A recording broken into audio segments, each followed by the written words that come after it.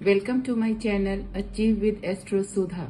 आप सबको एस्ट्रोलॉजर सुधा वाधवा बेदी की प्रेम भरी नमस्ते। आज के इस एपिसोड में हम डिस्कस करेंगे कि अगर मून की प्लेसमेंट 12th हाउस के अंदर है तो उसका किसी भी नेटिव के ऊपर क्या इफेक्ट आता है। इसके लिए हम ये समझना हमारे लिए बहुत जरूरी है कि मून की क्या रिप्रेजेंट करता है और 12th हाउस जो है वैदिक एस्ट्रोलॉजिकल चार्ट के अंदर क्या रिप्रेजेंट करता है, क्योंकि ये जो एक ऐसी पोजीशन है मून की जो कि बहुत ही इंटरेस्टिंग पोजीशन है, जहां पे आप ये देखेंगे कि मून के हमें काफी पॉजिटिव भी रिजल्ट्स मिलते हैं और नेगेटिव रिजल्ट्स भी मिलते हैं, डिपेंडिंग अपॉन कि जो नेटिव है वो अपनी कुछ चीजों को कैसे सेट करता है, जो कि हम धीरे धीरे इस कोर्स ऑफ दिस एपिसोड के अंदर समझेंगे कि क्या क्या चीजें हैं जो किसी भी नेटिव के, चाहे वो इमोशंस हो उसके ऊपर, चाहे खर्चे हो या माइंडसेट हो, या जो भी चीजें हैं वो उसको कैसे प्लस पॉजिटिव हो सकती हैं और या इस पोजीशन के अंदर वो किस तरह से पूरी तरह से नेगेटिव हो सकती हैं। इसीलिए this is considered to be a very interesting position for the moon. अगर हम पहले बात करें कि मून हमारे वैदिक एस्ट्रोलॉजी के अंदर क्या रिप्रेजेंट करता है, तो हम जैसे हमेशा आपको बताते हुए आ रहे हैं कि मून जो है वो माइंड है। इससे कॉन्शियस एंड सबकॉन्शियस माइंड, जब कॉन्शियस सबकॉन्शियस माइंड पूरा का पूरा आपके मून से रिप्रेजेंट करता है, that means you are working 24/7। Moon का काम है हर समय काम करते रहना। सेकेंडली, मून क्या है? आपके इमोशंस हैं। इमोशंस को भी रिप्रेजेंटेशन हमारी मून से होती है। मदर का सिग्निफिकेटर भी कौन है? मून है। तो मदर के साथ आपके कैसे रिलेशंस होंगे, कैसे उसका हेल्थ इश्यूज रहेंगी, आपका नरिशमेंट कैसा रहा, आपका चाइल्डहुड कैसा था, how you have been bought up, कैसा मदर का आपके ऊपर कंट्रोल रहा, और she had been a very good friend, या उनकी क्या अपनी सिचुएशंस होंगी लाइफ के अंदर। जब हम ये सब चीजें कंसीडर करते हैं तो इसके अंदर मून जो है या मून की प्लेसमेंट है वो बहुत बड़ा रोल प्ले करती है।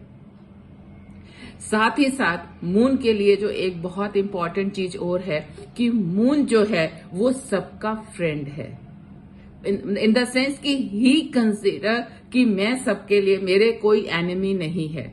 Any planet moon consider itself कि ये मेरे फ्रेंड हैं, though in return it is not the case. All planets doesn't consider moon to be its friend, लेकिन मून की तरफ से ये हमेशा होता है कि they are all my friends. And every planet has to take the permission of the moon, क्योंकि अगर हम बाकी प्लैनेट्स की बात करते हैं, अगर हम आप शनि की बात कर लीजिए तो उसको काम करना है, इससे प्लैनेट फॉर वर्क। अगर हम जुपिटर की बात करते हैं तो इससे प्लैनेट फॉर विजडम। मरकरी है तो इंटेलेक्ट का प्लैनेट है, मंगल है तो आपके लिए एग्रेशन का प्लैनेट है। लेकिन इन सब प्लैनेट्स को कोई भी काम टेकअप करने के लिए आपके माइंड की परमिशन चाहिए। मंगल तभी एग्रेशन में आ सकता है अगर माइंड उसको परमिट करता है कि yes go ahead with this thing, या विजडम एक्वायर करनी है, नॉलेज एक्वायर करनी है, तो आपके जुपिटर को वो परमिशन लेनी पड़ती है मून से, माइंड से, कि yes I want to do this thing, and moon will allow you कि आपको कैसे आगे बढ़ना है और क्या क्या चीजें करनी है। So this is very important कि जो मून का रोल है वो आपकी लाइफ के अंदर बहुत ही इंपॉर्टेंट है, क्योंकि mind is your discretionary part, जो हर चीज के लिए आपके डिसीजंस लेगा आपकी लाइफ के अंदर। इट विल टेक यू, उसके लिए उसका स्ट्रांग होना, डिग्निफाई होना वो बहुत इंपॉर्टेंट हो जाता है। Now we come to the 12th house.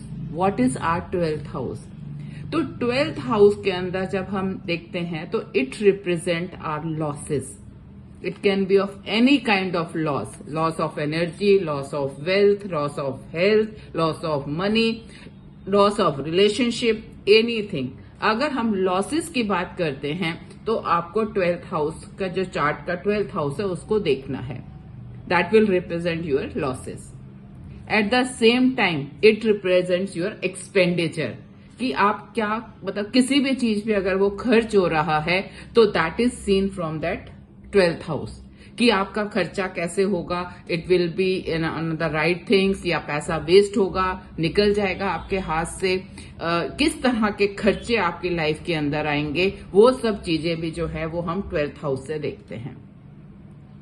Also it is a house of spiritualism. आप जो भी अटेन करते हैं या आपकी टेंडेंसीज हैं स्पिरिचुअलिटी की ओर, वो सब की सब हमारे 12th हाउस से देखी जाती हैं। कालपुरुष की कुंडली के अंदर पाइसेस जो है वो हमारा 12th हाउस होता है, and Pisces is the house of exaltation of Venus. It is an house of giver. ये देने वाला है, लेने वाला नहीं है। It is the outer and not the inner. इसका काम है लव, अफेक्शन, केयर, हमेशा डिस्ट्रीब्यूट करना, हमेशा गिवर है ये। It is not the taker कि मेरे को ये चीज लेनी है या मतलब मुझे किसी से लेना है।